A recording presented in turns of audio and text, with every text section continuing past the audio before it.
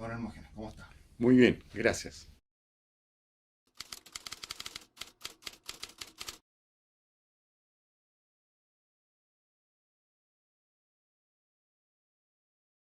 La similitud es que los efectos de las medidas, que son medidas socialistas en ambos casos, han sido eh, similares en Venezuela y en Chile. La situación de escasez que se estaba viviendo en Chile es muy similar a la que viven los venezolanos hoy día. En ese sentido, había desesperación porque no habían las cosas necesarias para la vida, como eran alimentos básicos, sobre todo alimentos no perecibles, que desaparecían inmediatamente en los supermercados. Había un mercado negro muy activo. Tanto fue así que las poblaciones marginales acudían a los supermercados de los barrios más acomodados en horas de la madrugada para ganar lugares en la fila, porque sabían que si eran los primeros en entrar, iban a tener la mercadería que llegara al supermercado y la iban a acaparar y iba a quedar vacío. Entonces se produjo un mercado negro en ese sentido, en que en las poblaciones la gente tenía las cosas que iba a comprar de madrugada a los supermercados del barrio acomodado. Y entonces uno tenía que ir a las poblaciones a comprar a precio más alto, que era el negocio de los pobladores. Y esto llegó a reflejarse en el precio de los lugares en las colas, que empezaron a tener su mercado también. Entonces uno podía comprar un lugar preferente en la cola porque ahí iba a tener pollos o cosas que se agotaban las primeras de todas, especialmente los pollos. Entonces, esa situación era similar a la de Venezuela hoy día y las consecuencias eran similares y yo creo que fue decisivo para que la mayoría de la población estuviera en favor de un cambio de gobierno en Chile. Y desde el punto de vista de- del gobierno, de las acciones que emprendió el gobierno para con la población, cosas como esa, ¿también ve similitudes? Hubo similitudes en el sentido de que el gobierno abandonó la constitución y la ley y empezó a tomar medidas que ellos las llamaban resquicios legales, porque se fundaban en leyes que nadie recordaba que estuvieran vigentes. Por ejemplo, para intervenir una empresa recurrieron a un decreto que había sido dictado en el año 1932 durante la República Socialista que hubo en Chile y que duró menos de 3 meses. De hecho, duró solo 2 semanas como tal. Después hubo distintas variaciones ahí, pero fue muy efímero. Y en ese tiempo dictaron un decreto que le permitía al gobierno, como era socialista la República, apoderarse de las empresas privadas a pretexto de que no cumplían con los planes oficiales. Y eso un jurista de la Unidad Popular que se llamaba don Eduardo Novoa Monreal descubrió que estaba vigente y que ese decreto no había sido derogado. Y la Unidad Popular lo empezó a usar para intervenir empresas privadas. Y entonces ellos decían, es legal porque está vigente. Y la oposición decía, es ilegal porque es un resquicio legal. Nadie sabía que eso se podía aplicar hoy. Y para intervenir en una empresa había otros requisitos, pero ellos con este resquicio las intervenían. Ahora, las intervenciones eran en general bastante violentas y se descubría que los interventores eran sujetos que a veces estaban armados, cosa que quedó constancia en inspecciones judiciales que los tribunales decretaron en el caso de industrias intervenidas. Y ahí cuando iba el juez era maltratado por los interventores y a uno de ellos se le caía una metralleta que llevaba soportando en un hombro. Entonces todo esto fue dando fe de que se estaba gestando aquí una situación completamente ilegal que iba a ser un régimen totalitario, como lo denunciaba don Patricio Elwin en esos mismos años. Y en cuanto eh, al, al trato para la ciudadanía común, había como quizás lo vivían de manera generaba temor en la ciudadanía desde el punto de vista de la vida cotidiana de las personas. Bueno, lo que pasaba es que había lo que ya se llamó en su tiempo legalidad sobrepasada. O sea, por ejemplo, la ley decía que si alguien usurpaba una industria, los tribunales debían dar orden de desalojo a los carabineros y los carabineros restituir la industria a su dueño. Entonces, los carabineros recibían orden de no participar y no cumplir la orden judicial. Entonces eso es lo que se llamó la legalidad sobrepasada. El tribunal decía, debe devolverse la industria a su dueño, ofíciese a carabineros para que proceda a desalojarla, y los carabineros no procedían al desalojo porque el gobierno no los autorizaba. Entonces el régimen que se produjo fue esto de que se llamó legalidad sobrepasada, en que no se cumplían los fallos de los tribunales, y eso lo hacía presente la Corte Suprema cada vez que se abría el año judicial. El presidente de la Corte Suprema eh, hacía valer esto y le decía al gobierno, por enésima vez le estamos representando al gobierno que las leyes no se están cumpliendo. Es una alteración a la independencia de los poderes de alguna forma. Claro, porque era una forma de anular la eficacia de los fallos judiciales.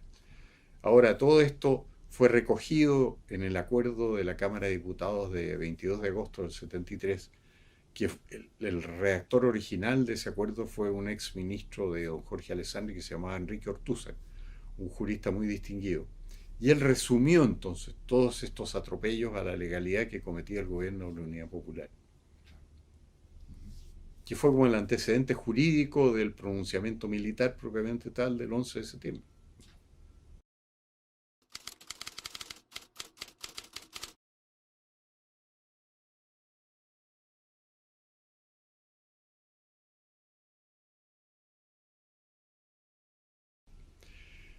Bueno, el gobierno militar obviamente no estaba preparado para gobernar, porque los militares tenían otras funciones, pero se precipitaron las situaciones en Chile y los comandantes en jefe tomaron el poder el 11 de septiembre, y ahí vino la necesidad de tomar decisiones. En eso fue muy fundamental la intuición de Augusto Pinochet, que desde un comienzo se destacó como la persona que, no solo por ser el comandante de la rama más antigua, el primer presidente de la Junta, sino también por personalidad empezó a imponerse. Y entonces las decisiones socioeconómicas, que eran muy importantes para solucionar la situación que vivía el país, de escasez y de penuria, fueron decisivas. Y él fue el que inclinó la balanza en favor de una economía libre, apoyado muy firmemente por el almirante Merino, cuya persona más de confianza en esta materia era un oficial de marina retirado que se llamaba Roberto Kelly, que era muy partidario de la política económica de los Chicago Boys y amigo de todos ellos, y había trabajado con muchos de ellos en el grupo Edwards, donde trabajaba este oficial retirado, que tenía un centro de estudios socioeconómicos de partidarios de la economía libre, que se dedicaban a predicar esas ideas. Entonces ahí se produjo dentro del gobierno una pugna entre un sector más bien de militares, que eran partidarios de un gobierno de que no fuera socialista, pero en que el Estado tuviera una gran preponderancia en el manejo de la economía. Y el otro sector era este que encabezaba Roberto Kelly con sus Chicago Boys, partidarios de la economía libre. Y esa fue la discusión que zanjó Pinochet en favor de la economía libre. Y eso fue muy decisivo para darle un sello socioeconómico al gobierno militar de una economía de mercado. Ahora, en el aspecto político, cuando se produjo el 11 de septiembre, el Colegio de Abogados emitió un pronunciamiento diciendo que este era un gobierno legítimo. ¿Por qué era legítimo? Porque el anterior gobierno se había salido de la ley. Y si hay un movimiento para deponer a un gobierno que se sale de la ley, justamente la misión que tiene es volver el régimen a la legalidad, y por lo tanto, decía, es un gobierno legítimo. Y el presidente del Colegio de Abogados que emitió este pronunciamiento, que se publicó en la revista Derecho y Jurisprudencia en octubre de 1973, era un distinguido jurista demócrata cristiano que se llamaba don Alejandro Silva Bascuñán. Entonces, cuando hablan ahora de dictadura, yo les digo, no, pero si ustedes mismos, su jurista demócrata cristiano más destacado dice que era gobierno legítimo, En lugar de hablar de dictadura, hablen de gobierno legítimo. Obviamente era un gobierno que estaba en circunstancias extraordinarias.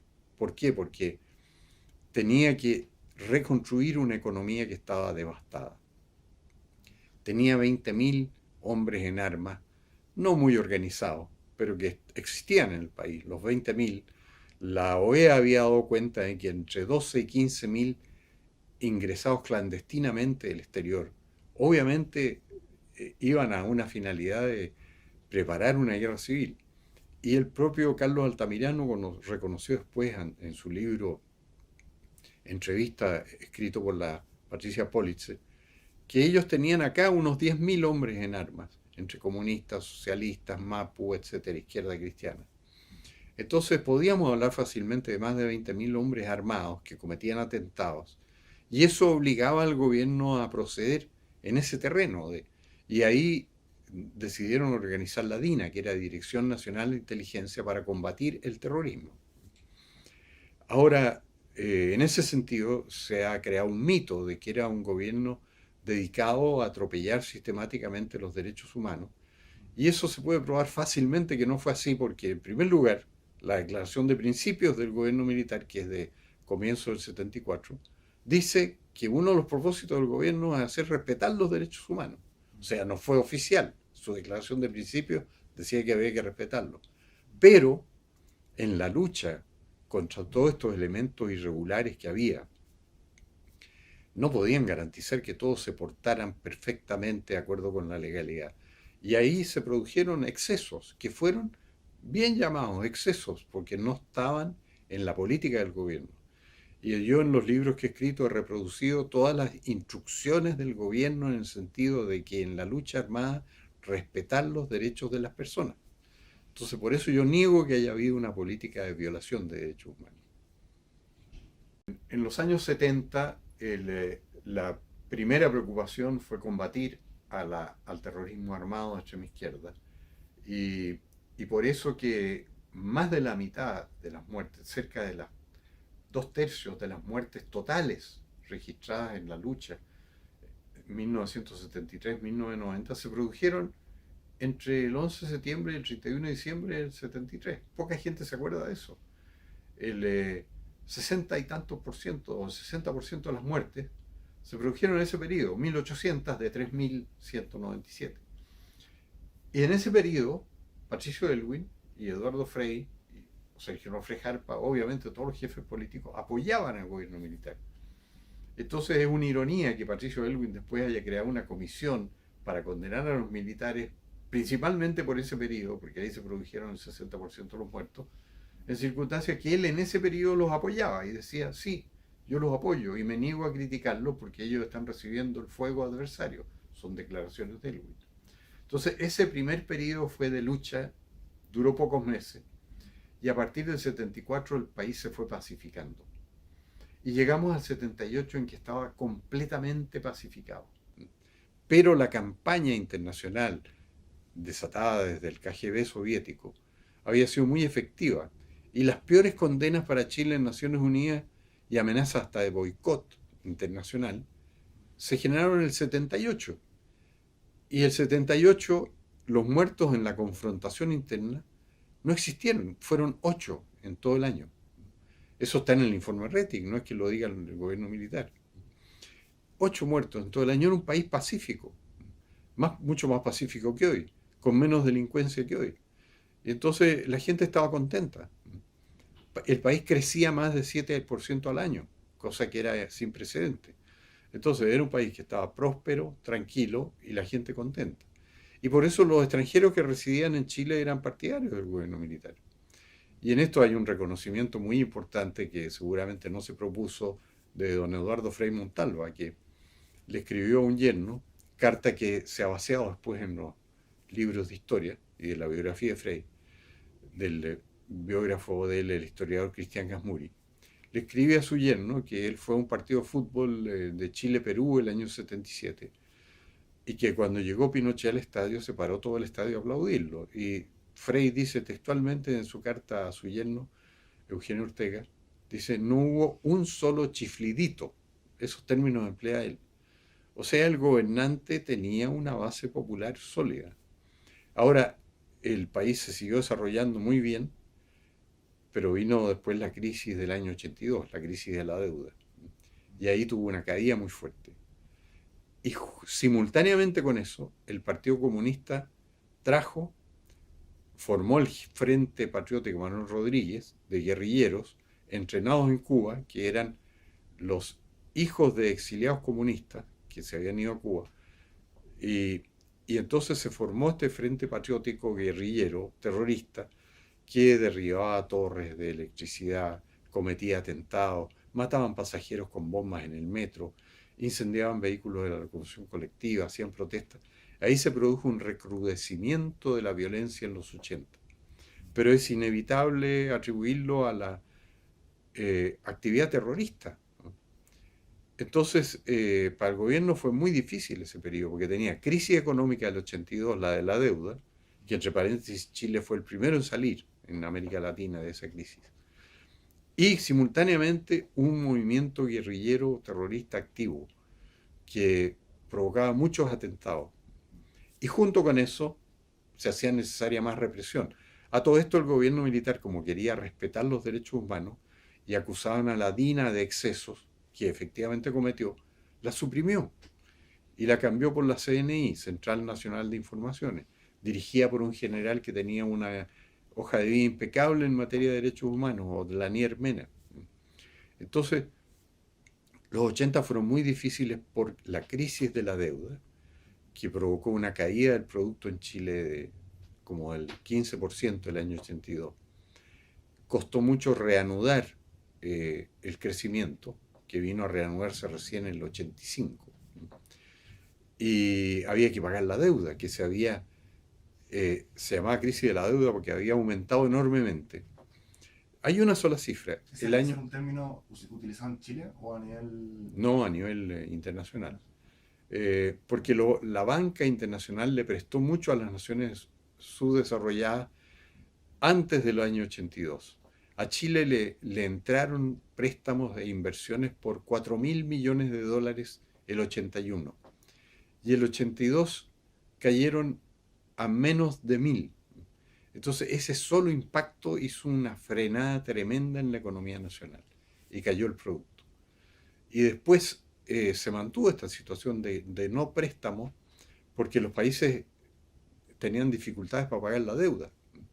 Entonces no les prestaban más plata, necesitaban pagar la deuda y necesitaban el gasto evidente en divisas para subsistir, en importaciones y todo eso. Fue una época muy crítica, pero el primer país que salió de la crisis de la deuda en América Latina fue Chile. Y fue ahí cuando Chile se colocó en el primer lugar de América Latina en producto por habitante y en todos los indicadores principales socioeconómicos. Así que la crisis de la deuda sirvió para poner a prueba al gobierno militar, ponerlo al borde de tener que caer porque había un movimiento guerrillero tan importante, una mala atmósfera internacional, acusaciones anuales en Naciones Unidas, comisiones que venían a inspeccionar y hacían informes favorables políticamente motivados. Pero el país logró salir adelante y empezar a crecer de nuevo el 86 adelante a tasas sin precedentes. El 89 Chile creció 10,5% en el año, cosa que no se recordaba, ni se volvió a producir una vez después en los 90 y nada más.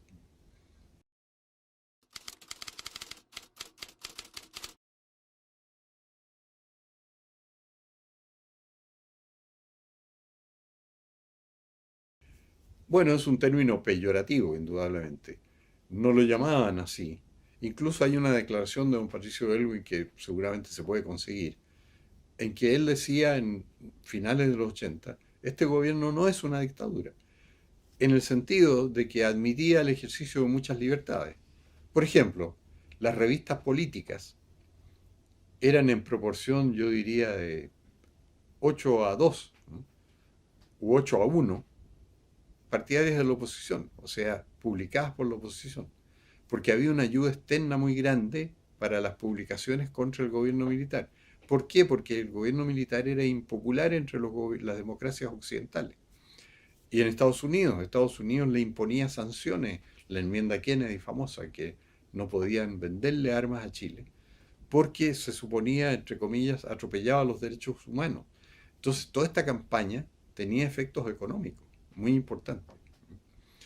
Y entonces lo que sucedió fue que eh, Chile debió ajustarse mucho por ser tildado de dictadura, no siéndolo, porque es inconcebible una dictadura que admita prensa opositora sin suprimirla.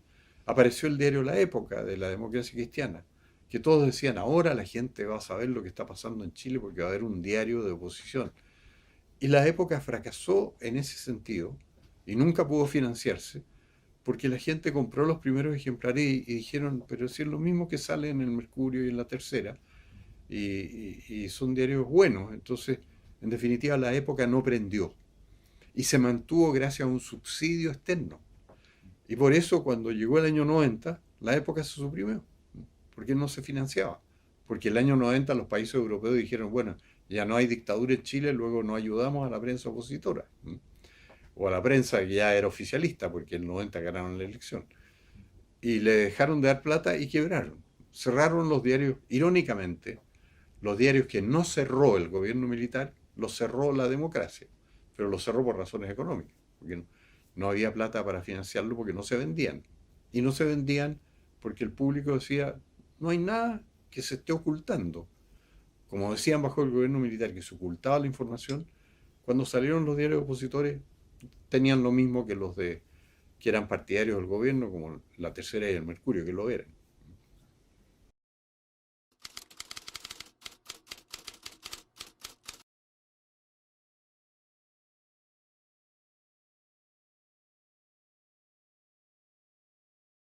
Bueno, ese es un slogan. Lamentablemente, políticos de derecha lo han adoptado.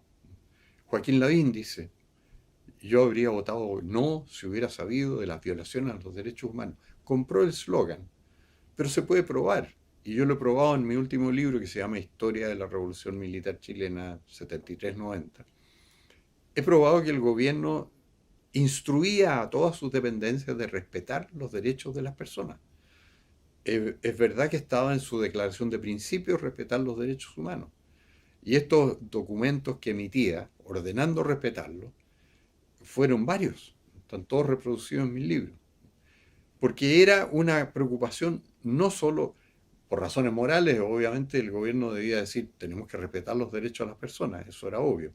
Pero además, si no los respetaba, le interrumpían los préstamos externos, le interrumpieron la venta de armamentos a Chile y Chile estaba muy amenazado por Perú, Bolivia y Argentina que tenían pretensiones territoriales sobre parte del patrimonio chileno. Entonces, era un país que tenía que armarse bien para disuadir ataques en su contra.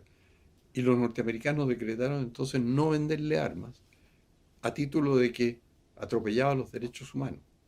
Entonces, fue muy importante ese tema por ese concepto.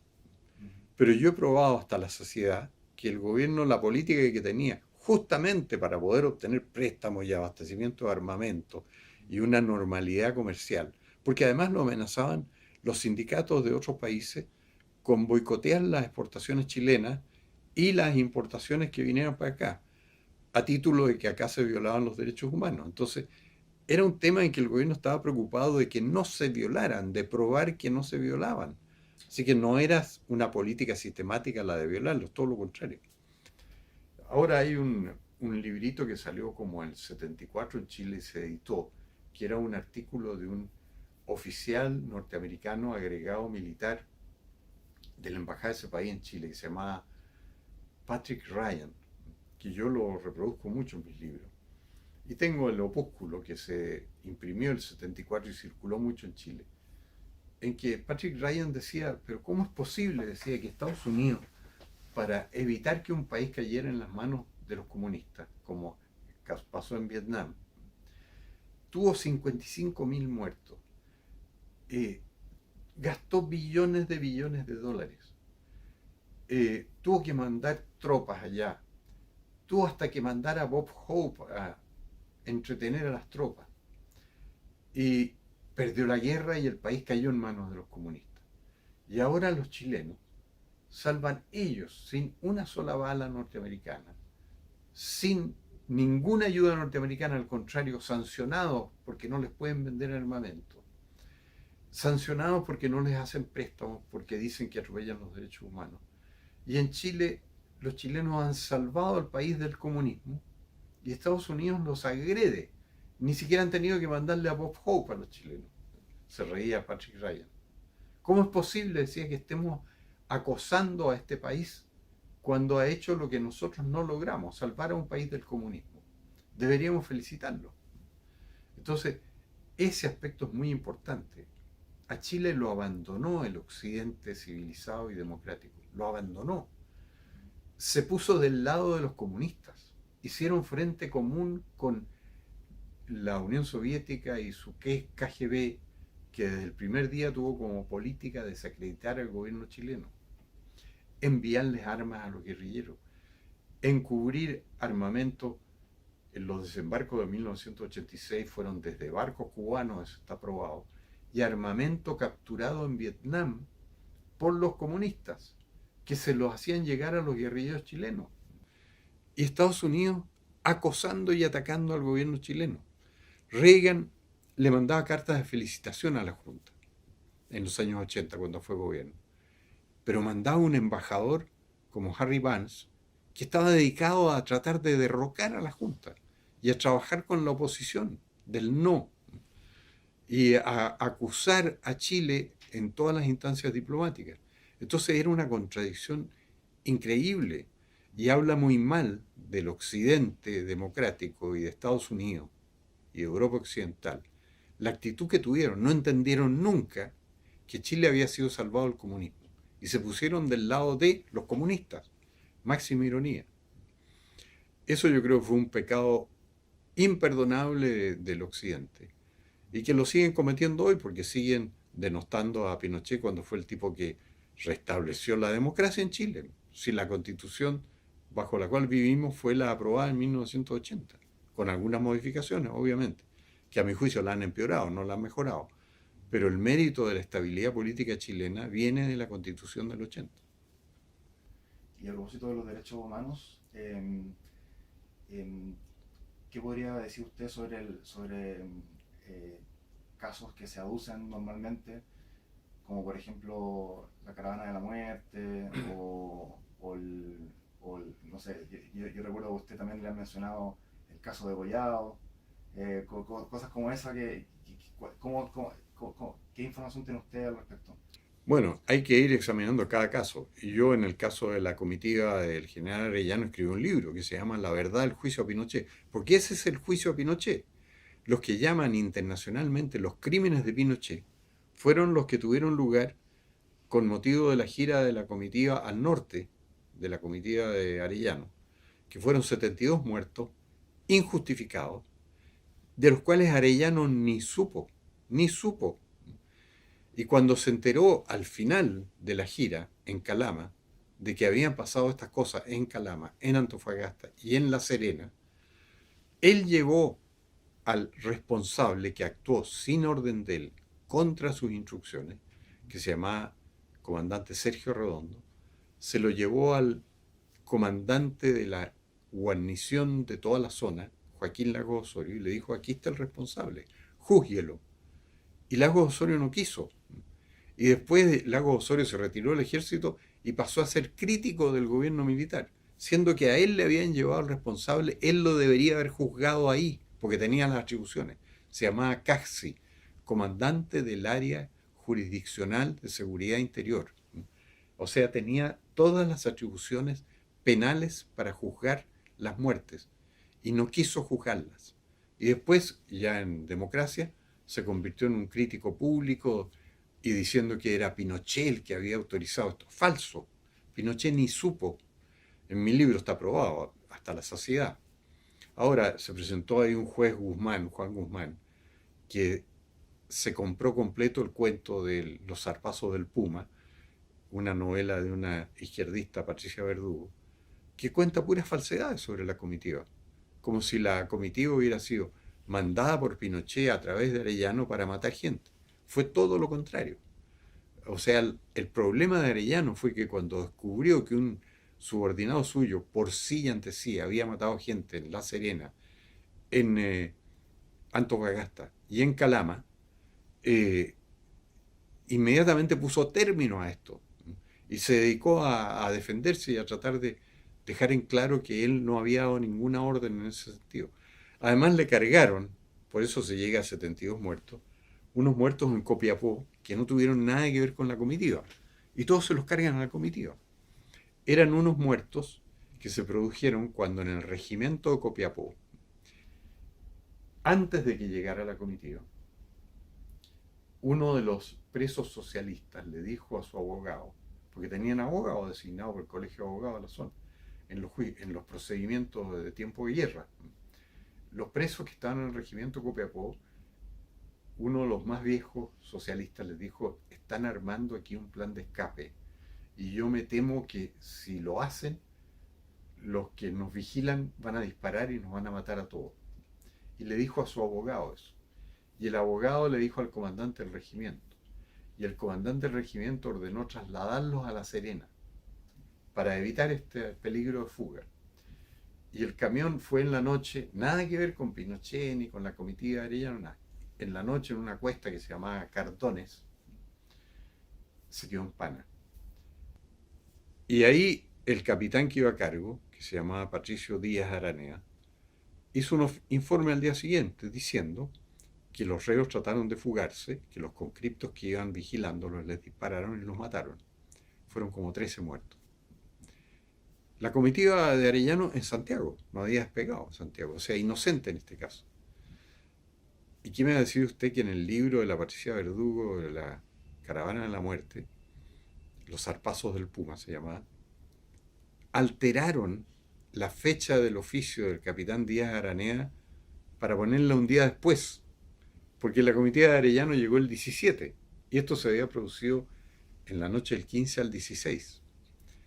Pero el descuido de Patricia Verdugo fue que en su libro está este oficio, ella dice fue la comitiva de Arellano, el 17, del 16 al 17, pero publica ella también unas páginas antes un oficio del día 16 del comandante del regimiento, Oscar Haag, pidiéndole al cementerio 13 sepulturas que las tenga listas por muertos que se produjeron la noche anterior. O sea, la propia Patricia Verdugo se contradijo en el libro, la pillaron, yo la pillé. Yo lo publicaba en mis columnas del Mercurio, ella falleció después, pero estaba viva en ese tiempo, nunca dijo nada. Yo decía, ¿cómo es posible que haya sabido el comandante Haag que esa noche iban a matar a 16? Cuando en la noche después aparecen muriendo 13, creo, 13 personas, y que haya pedido las sepulturas cuando todavía estaban vivos. No, no. Eso lo denuncié muchas veces. Ella no dijo, esta boca es mía.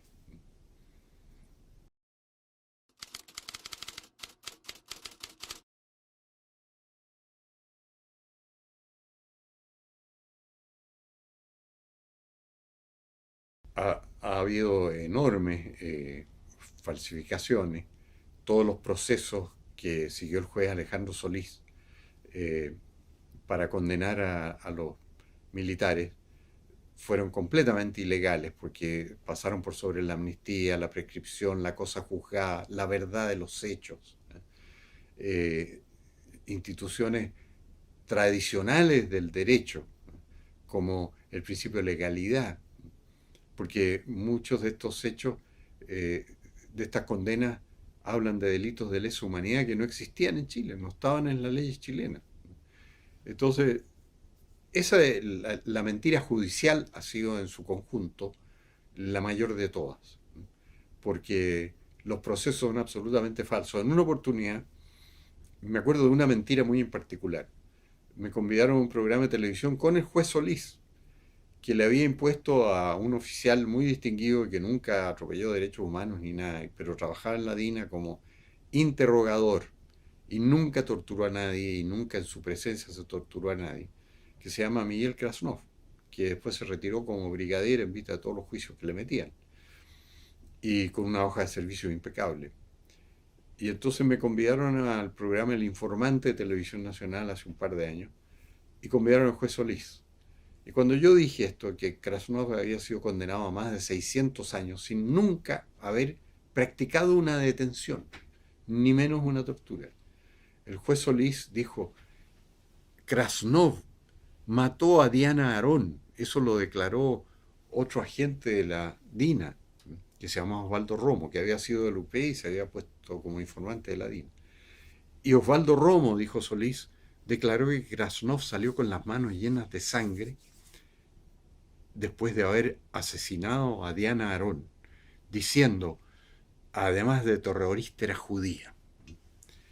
Bueno, esto prendió como una versión y Krasnov probó en el proceso, uno, que el comando que descubrió donde estaba la directiva del MIR, de la cual era alta dirigente Diana Arón, y que tuvo un intercambio de disparos con el escuadrón este que se mandó cuando se descubrió la casa de refugio del MIR, el año 74, él no participó en nada. Él le pertenecía a otro escuadrón. Eso lo probó en el proceso. Por añadidura probó que en ese tiempo él había sido enviado en misión al extranjero, o sea, no estaba en Chile cuando murió Diana Arón. Y por último llegó como prueba la carta de su superior en la DINA, que era el coronel en ese tiempo, Pedro Espinosa Bravo, que era vicecomandante en jefe de la DINA, diciendo, no, el enfrentamiento en que cayó Diana Arón no fue protagonizado por el grupo a que pertenecía Miguel Krasnov y él se encontraba en el extranjero. O sea, tiene tres pruebas de que no tenía nada que ver. Y sin embargo se impuso esta versión de Osvaldo Romo, que era como una especie de doble agente, que describía, y eso está en Wikipedia y aparecen, entonces ahí viene la solidaridad de la comunidad israelita residente o judía residente, y condenan a Krasnov por haber dicho esta frase terrorista y judía además y haberla asesinado, nada de lo cual es verdad, es un gran escándalo. Y el cadáver de Diana Arón fue llevado porque no portaba identidad cuando cayó. Fue llevado al Instituto Médico Legal y de ahí enviado al Cementerio General y han tenido 29 años para identificar todos esos cadáveres y no lo han hecho. ¿Por qué no lo han hecho? Dicen que son detenidos desaparecidos. No son desaparecidos, están enterrados ahí.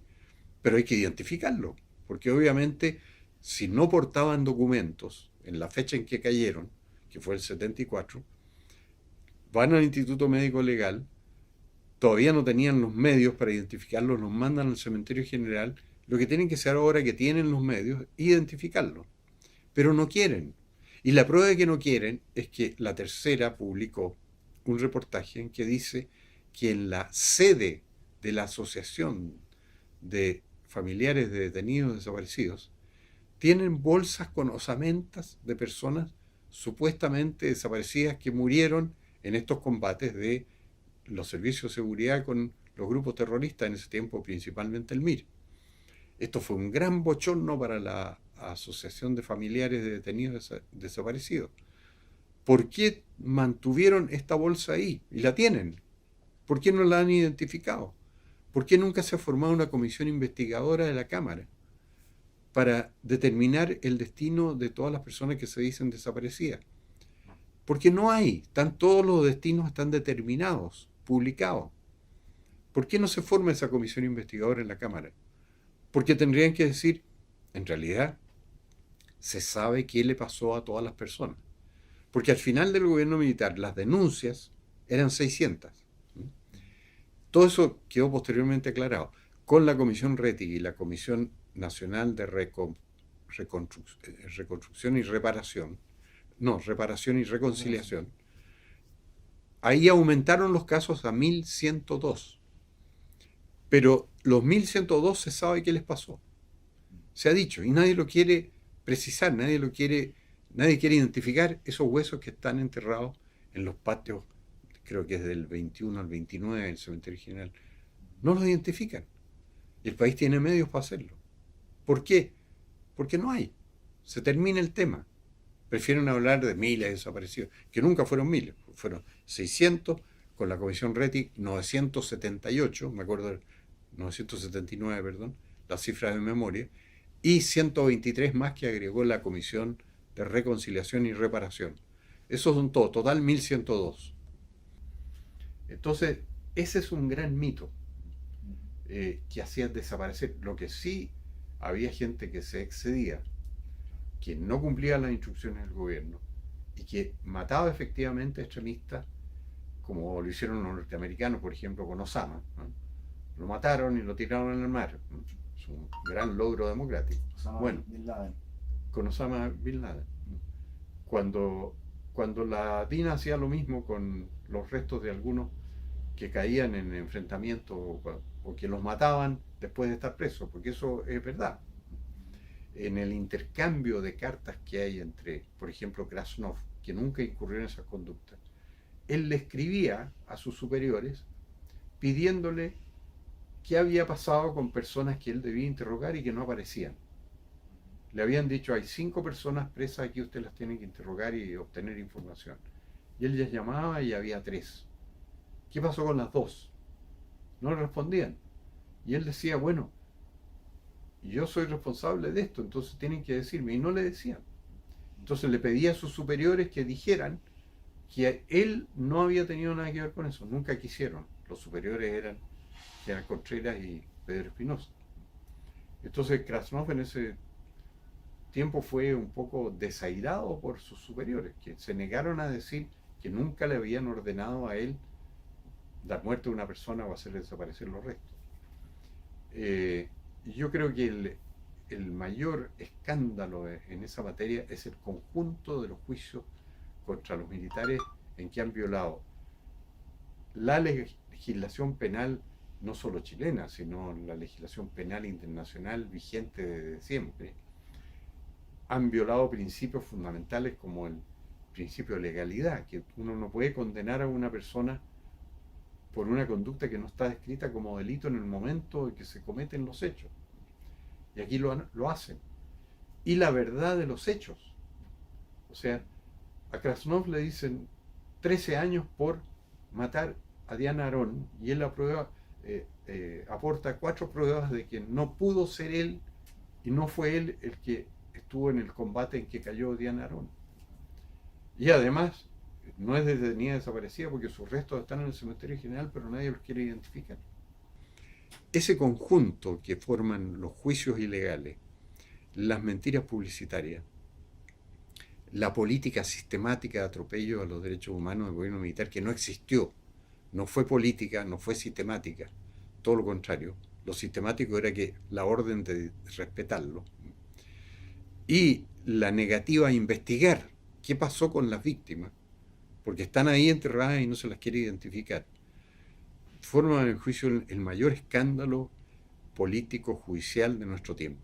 Vivimos en una gran mentira. Y lo peor es que líderes de derecha la compran. Uno oye a Joaquín Lavín decir, sí, pero yo si hubiera sabido las violaciones a los derechos humanos habría votado que no el 88. Sabía todo, lo que pasa es que ahora lo que sabe es una mentira, son las consignas comunistas que se han impuesto. Esto es fruto de consignas, no de verdad histórica. La verdad histórica va a ratificar que el gobierno militar ordenó respetar los derechos humanos y que los atropellos que se produjeron fueron acciones que estaban fuera de las órdenes que había impartido el gobierno militar.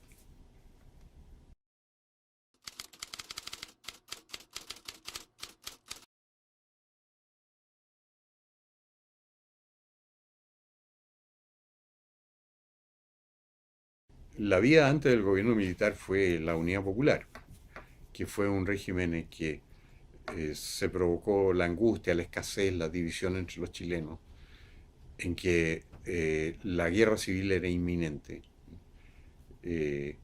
Por algo la izquierda enarboló el lema no a la guerra civil. Posteriormente han confesado, por ejemplo, en el libro de la periodista Nena Osa, que entrevistó el año 73, 72, 73 al comandante Pepe, guerrillero partidario del gobierno en el sur, que se había tomado toda una zona de fondo en Panguipulli. La Nena Osa fue a entrevistarlo a él y lo logró. Y el comandante Pepe le dijo, mire, si aquí si no hay 1 millón de muertos, la revolución no va a resultar. Porque hay que eliminar a mucha gente que se resiste, que son burgueses, que son opuestos. Y aquí lo que tiene que haber es un ejército del sur, que somos nosotros, y un ejército del norte que se junten en el centro del país cuando triunfe la guerra civil. Pero sin 1 millón de muertos esto no va a resultar. O sea, era una cosa que estaban planeando ellos, la estaban haciendo.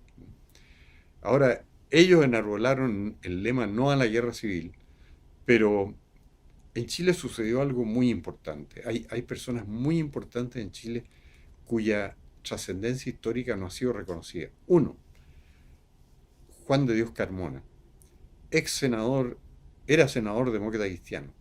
Después fue partidario del gobierno militar y tuvo que renunciar al partido, lo expulsaron por seguir siendo partidario hasta el final, hasta el fin de sus días, en los años después de 2000 falleció. Fue muy leal, hasta fue embajador del gobierno militar en algún periodo. Siendo senador demócrata cristiano, él presentó un proyecto de ley que se conoció como Ley Carmona, autorizando a los jefes de plaza militares, mediante esta ley que se llamó Ley de Control de Armas, a que si había denuncias de que había armamento ilegal oculto en alguna casa, fábrica, instalación, campo, lo que fuere, el comandante de la guarnición local por sí y ante sí podía decir, vamos a inspeccionar. Eso fue fundamental, porque era una ley, el gobierno no podía oponerse a esto, y los comandantes de regimientos empezaron a capturar armas de la extrema izquierda. Y iban a las industrias y capturaban las armas, y las encontraban. Y mandaban presos a los que la estaban ocultando. Entonces, eso fue muy importante, porque antes del 11 ya habían los militares empezado a controlar armamento ilegal. Otro personaje que fue fundamental y que no se le ha rendido todo el homenaje que se merece fue Enrique Ortúzar Escobar, un abogado que había sido ministro de Justicia y de Interior de don Jorge Alessandri, que discurrió el acuerdo de la Cámara de Diputados. Eso no se le había ocurrido a nadie. Que la Cámara podía tomar un acuerdo, votarlo. Él lo promovió. Él lo redactó, lo hizo, y sugirió el método. Y prácticamente lo que él escribió fue lo que se aprobó. Y lo que él sugirió fue lo que se hizo. Y se le mandó el oficio al presidente de la República.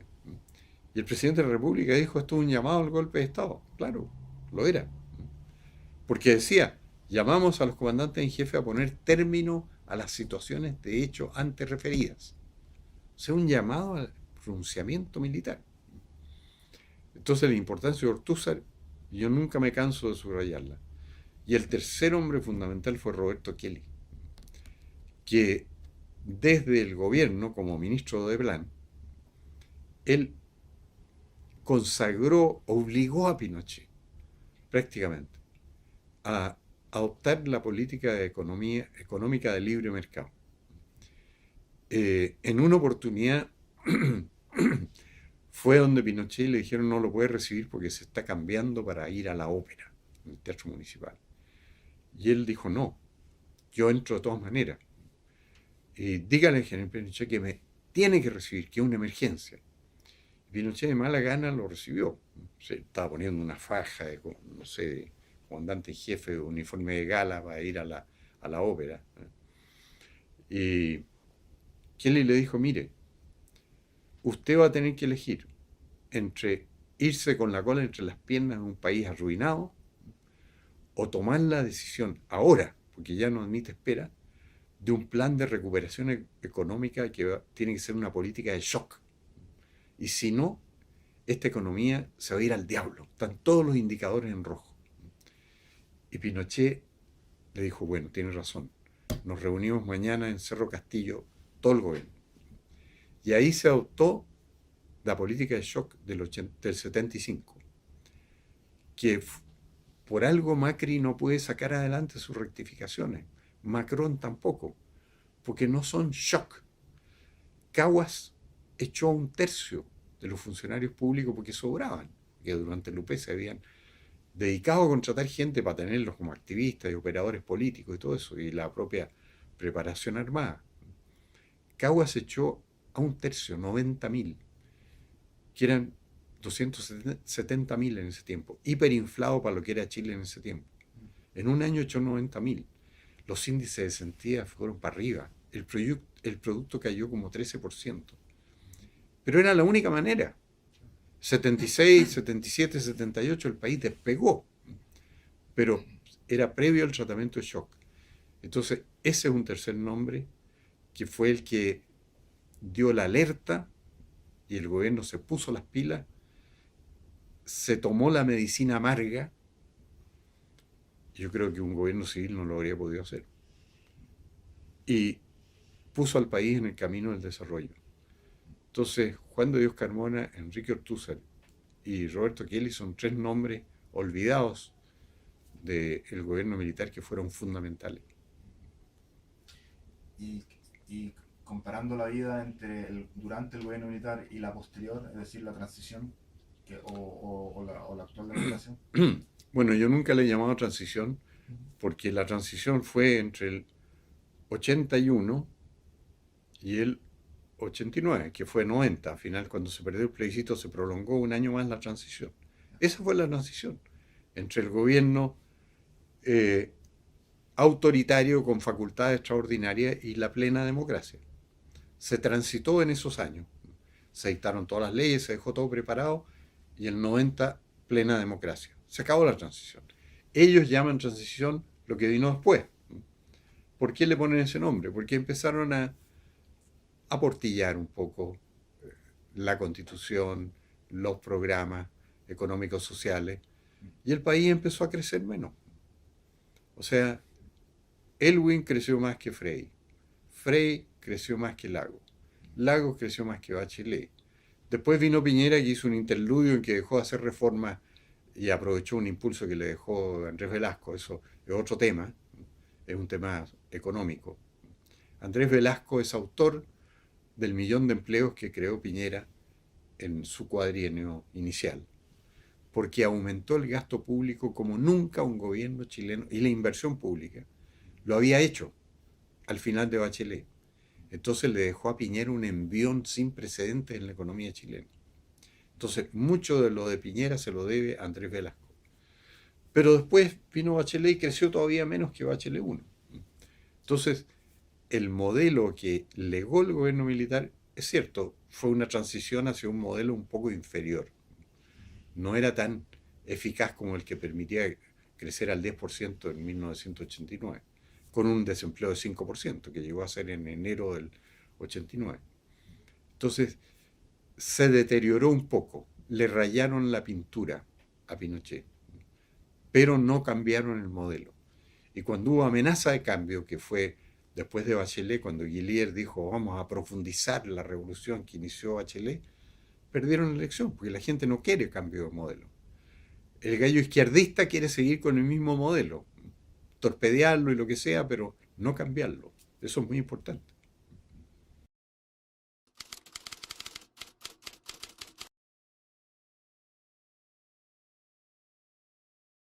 Bueno, esas son las últimas 8 páginas de mi libro La Revolución Militar Chilena 73-90. Un crítico del gobierno militar en tema de derechos humanos, injustamente crítico, el historiador Gonzalo Vial, no pudo menos de reconocer que había un tremendo legado del gobierno militar. Y al final de la biografía de Pinochet, que es una verdadera historia del gobierno militar, sesgada, porque Gonzalo Vial no le tenía simpatía a Pinochet, que lo echó un día impremeditadamente del Ministerio de Educación y eso no se lo perdonó nunca. Fue muy crítico en el tema de los derechos humanos, le echó culpas a Pinochet que no tenía, pero no pudo evitar al final de su libro en resumir el legado. Y yo sin ninguna vergüenza copié en mi libro, porque es el mejor resumen del enorme cambio que se produjo en Chile con el gobierno militar y que explica por qué Chile pasó de estar a la saga de los subdesarrollados en los años 70 iniciales a estar a la cabeza de América Latina con los mejores indicadores en lo que uno mire después del gobierno militar. Entonces, ese es el legado.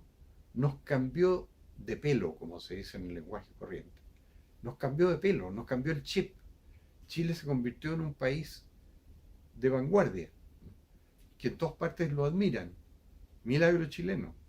Bueno, eso fue el legado. Y fue un milagro político también, porque legó un sistema político mucho más estable que el anterior. El anterior fue el que condujo a la revolución marxista, en el fondo. Este es un régimen que garantiza una estabilidad institucional tan grande y no la han podido cambiar. ¿Por qué? Porque tiene quórum muy alto. O sea, vivimos una democracia protegida, que era lo que predicaba Jaime Guzmán y se consagró en Chile. Esto le da mucha rabia a la izquierda, porque ellos gobernaron tantos años en la democracia protegida. Pero está protegida porque se necesita 2/3 de los votos para poder cambiar.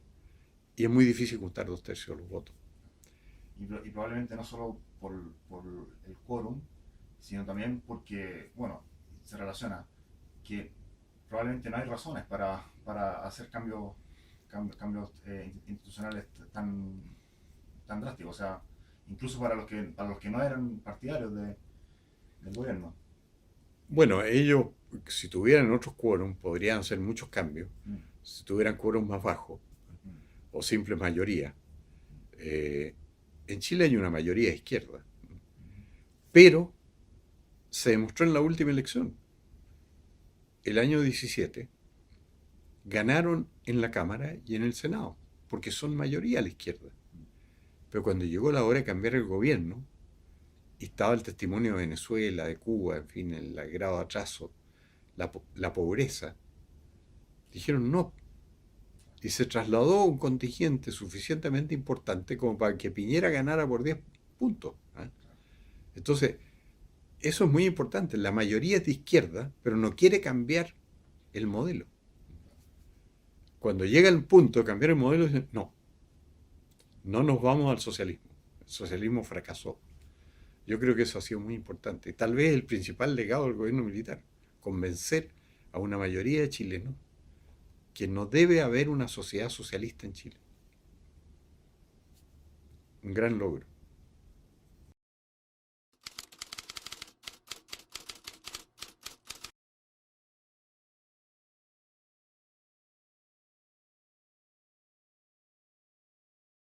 Diferencia fundamental entre la izquierda y la derecha es que la izquierda cree que el Estado debe solucionar los problemas. Y la derecha cree, siguiendo a Ronald Reagan, que el Estado es el problema y que la solución es la libertad personal. Y la libertad personal extendida a todos los ámbitos, empezando por la economía, que es la parte donde la gente dedica la mayor parte del tiempo a trabajar y a producir. Libertad económica. Propiedad privada, porque si no hay propiedad privada no hay libertad económica. Si uno no puede apropiarse de lo que produce, es un esclavo. El esclavo produce y otro se apropia. El hombre libre produce y se hace dueño. Entonces, eso es lo que decía Milton Friedman. Le hicieron una entrevista muy notable que me ha llegado varias veces por internet a Milton Friedman y le dicen, usted fue asesor de Pinochet. Y él dice, no, nunca fui asesor de Pinochet. Ah, muy bien, pasamos a otra pregunta. No, no, no, me dice Friedman. Yo quiero aclarar esto. Yo nunca fui asesor de Pinochet, nunca me he pagado un centavo desde el gobierno chileno por ninguna tarea, pero yo comparto todas las políticas económicas del gobierno militar. Porque el gobierno militar, por ser militar, en su naturaleza estaba solucionar los problemas de arriba hacia abajo. Que el Estado dijera cuál es la solución del problema. Y en cambio lo que hicieron, al contratar a los alumnos de mi Universidad de Chicago, fue establecer un sistema de que las soluciones vienen de abajo hacia arriba. Es la gente la que libremente decide y arriba las políticas se preocupan de poner en práctica lo que la gente quiere. Entonces el mérito, dice, de los Chicago Boys, a los cuales apoyó el gobierno militar, fue crear un sistema que fuera de abajo hacia arriba. Y eso permitió una gran prosperidad en Chile. Y yo conversé con Pinochet, nunca recibí un centavo del gobierno de Pinochet, nunca lo asesoré, pero conversé con él. Y le dije que estas eran las políticas que iban a provocar el desarrollo en Chile. Y él las adoptó. Entonces tenemos que reconocer el mérito de ese gobierno que además, dijo Friedman, cuando llegó el momento de terminar su mandato, se sometió al veredicto popular y el veredicto popular eligió a sus opositores.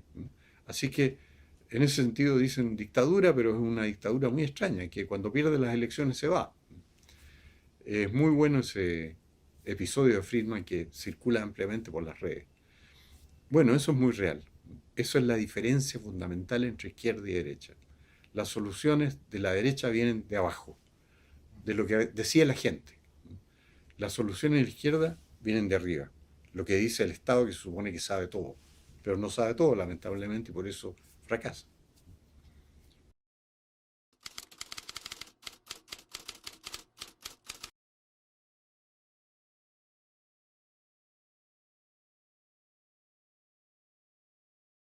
El gobierno militar en ese sentido se quedó corto. El gobierno militar pudo haber privatizado mucho más, pudo haber privatizado Codelco, por ejemplo. Nunca se atrevieron. ¿Por qué? Porque había una fuerte contingente militar de oficiales activos que querían tener ellos, eran partidarios del control estatal de las minas y llegaron incluso a introducir en la Constitución este concepto que había sido aprobado por el Congreso cuando Allende nacionalizó el cobre y lo metieron en la Constitución. Y entonces a Pinochet un día llegaron unos empresarios mineros norteamericanos e ingleses y le dijeron, mire, con este derecho de propiedad feble que hay en la Constitución, en que el dueño de todas las minas es el Estado y que es casi una concesión nomás que hacen, nadie va a invertir en Chile. Y entonces Pinochet llamó a José Piñera y le dijo, tenemos un problema. La minería es la gran fuente de inversión para Chile y nadie quiere invertir porque el dueño es el Estado.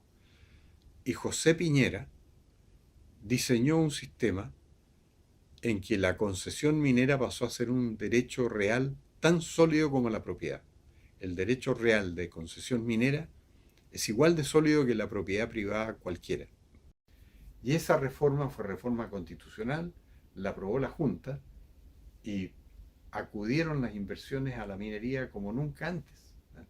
Y por eso que la minería privada es más grande que la minería estatal hoy día. Gracias a la garantía al derecho de propiedad. Entonces, ese aspecto es muy importante. Y fue uno de los méritos de José Piñera, aparte de la reforma previsional, que fue privatizadora también, porque se quedaron fondos privados de pensiones, cuentas privadas. Y aparte de la legislación laboral, que acercó mucho más las leyes del trabajo al mercado, está esta reforma minera, que permitió tener, de hecho, propiedad privada en la minería.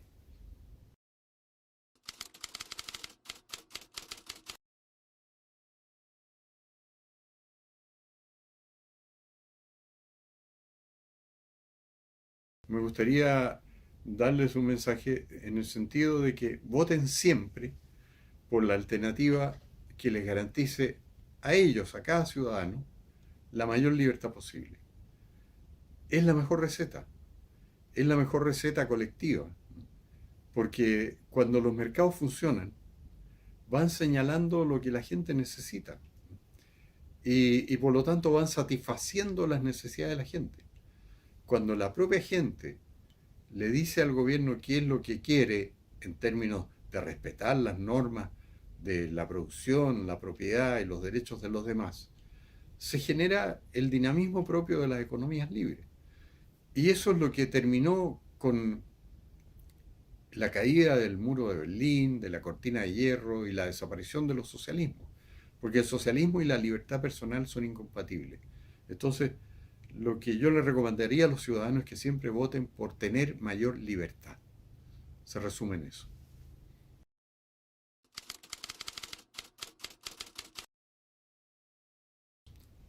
Bueno, puede ser poco elegante, pero yo lo que les recomendaría es leer el último libro que escribí, que tiene 650 páginas, voluminoso. Lamentablemente es el más caro de la plaza, a pesar de que con ese precio el autor no gana nada. Esa es la verdad. Eh, Espero recuperar lo que puse, porque no tuve ninguna acogida de editoriales que me habrían debido acoger normalmente, como el Mercurio, no me acogió, como Zigzag, que después de mucho debatir dijo que el directorio no se ponía de acuerdo, la Academia de Historia Militar, que a mi juicio era lo más importante, porque el libro mío lo que hace es rescatar el éxito del gobierno militar, que es lo más importante que han hecho las Fuerzas Armadas y entre ellas el Ejército de Chile en su historia, salvar a Chile de un régimen totalitario, ponerlo en la vía del progreso y el desarrollo y poder decir misión cumplida. Bueno, la Academia de Historia Militar me escribió una larga carta diciéndome que mis propósitos diferían de los que tenía la Academia. No sé cuáles tendrá la Academia, pero el propósito mío era resaltar la importancia de la actuación del ejército para salvar a Chile y ponerlo en la ruta del progreso. Así es que yo este libro lo hice por mi cuenta, no hice lanzamiento, no he hecho publicidad. En la única semana en que el Mercurio publicó una crónica breve, pero muy favorable al libro, saltó al quinto lugar de los más vendidos, entre los de no ficción, que fue a fines del año pasado. No, fue a mediados de este año. Eh, yo recomiendo este libro que se titula Historia de la Revolución Militar Chilena 1973-1990. Lamentablemente el más caro o uno de los más caros de la librería.